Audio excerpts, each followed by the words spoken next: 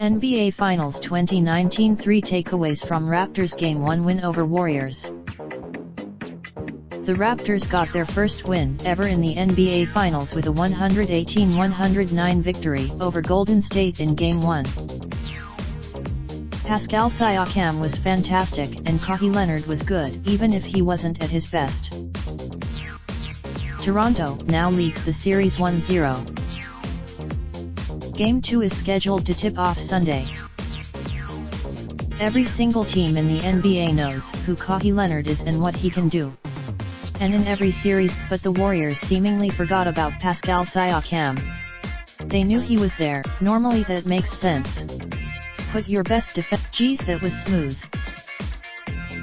Golden State can't come out in Game 2 with such a lackadaisical approach on Siakam. Hell dominate them. The Eastern Conference Finals were an absolute struggle for Danny Green. He missed his last Well, he kept on shooting into Game 1 of the Finals and it paid off as he took a shot less than 45 seconds in. He missed that shot. Shooters shoot. That's the most three-pointers he has hit since Game 5 of the Eastern Conference semifinals. Green kept shooting, making Kawhi Leonard work on offense is easy. When he has the ball, Leonard was allowed to play off of Andre Iguodala, and on occasion did the same thing against Draymond Green, and he never really looked like he had to work on that end. And Golden State, as a result, he was fresh on offense.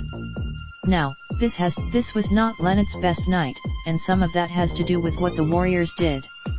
But can Golden State? Related slideshow 2019 NBA playoffs provided by Iman.